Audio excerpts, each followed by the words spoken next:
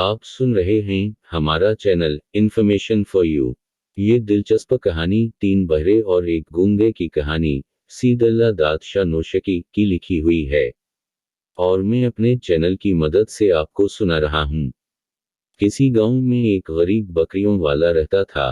वो रोजाना चंद बकरियों को लेकर करीब पहाड़ी पर चला जाता, जहां बकरियां चरती रहती थीं। बकरियों वाला बहरा था, मगर इससे इसके काम में कोई फर्क नहीं पड़ता था। एक दिन ऐसा हुआ कि इसकी बीवी इसे खाना देना भूल गई और फिर बच्चे के हाथ भी नहीं भिजवाया। चरवाहे ने सोचा मैं घर जाकर खाना ले आऊं, दिन भर भूखे रहना मेरे लिए दुश्वार होगा। इतने में इसने देखा कि एक घसीरा घास काटने वाला पहाड़ के किनारे घास काट रहा है।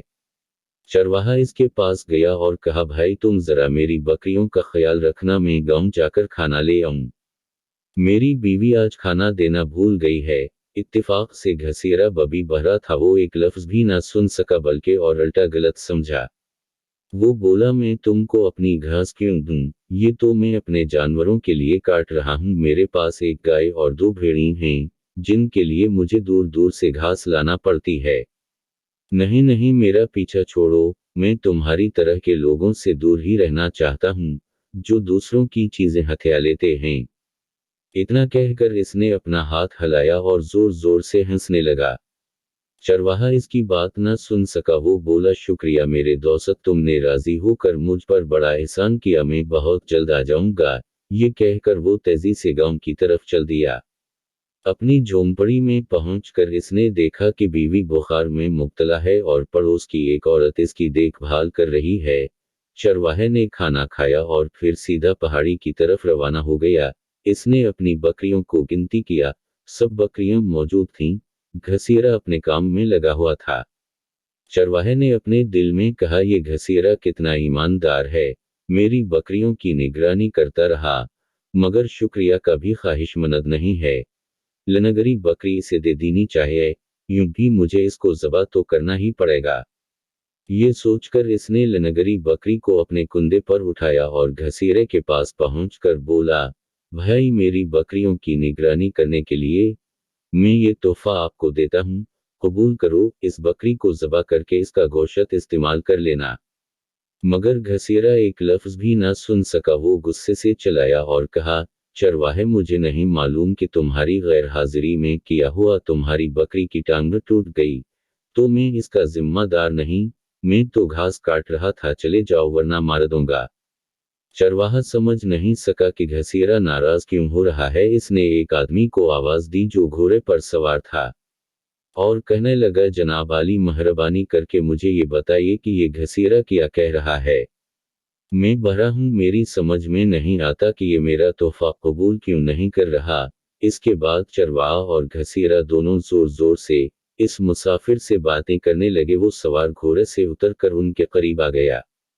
ये सवार घोड़े चराया करता था और ये भी बहरा था, लिहाजा वो भी नहीं समझ सका कि ये दोनों क्या कह रहे हैं।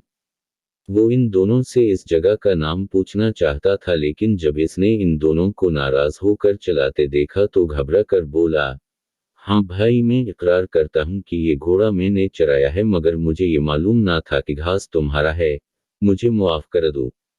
इतने में घसीरा जोर से बोला, बकरी के लनगड़े होने में मेरा कोई कसूर नहीं। चरवाहा बोला, इससे पूछो कि ये मेरा तोहफा कबूल क्यों नहीं करता, मैं तो शुक्रिया के तौर पर इसको ये दे रहा हूँ। इस पर घोड़े वाला चोर बोला, मैं इकरार करता हूँ कि ये घोड़ा मैंने चराया है, मगर मैं बहरा हूँ और मैं नहीं समझ सकता कि तुम दोनों में से ये घोड़ा किसका है। उसी असना में एक बूढ़ा वहां आ गया। घसीरा दौड़कर इसके पास पहुंचा और बोला, मोहतरम बुजुर्ग, मैं बहरा हूँ, इसलिए मैं नहीं समझ सकता कि ये दोनों क्या कह रहे हैं। मेहरबानी करके आप बताइए कि ये क्यों जोर जोर से बोल रहे हैं। दिलचस्प बात यह हुई कि बूढ़ा गूंगा था, लिहाजा वो इन्हें कोई जवाब नहीं दे सकता था। बहरहाल वो इन सब के करीब आया और इन तीनों के चेहरे गौर से देखने लगा। इस वक्त तक तीनों बहरे खामोश हो चुके थे। बूढ़ा इतनी देर तक इनके चेहरों को घूरता रहा कि वो घबरा गए। इसकी चमकदार सी आंखें थीं। वो दरअसल घूर कर असल हकीकत का पता लगाना चाहता था। लेकिन ये तीनों डरने लगे कि ये बूढ़ा इन पर कहीं जादू ना कर दे। चुनाचे चोर फौर घोड़े पर सवार होकर तेजी से भाग गया। चरवाहा ने जल्दी जल्दी अपनी बकरियों को जुमा किया और इन्हें भगाकर अपने घर की तरफ तेजी से रवाना हो गया।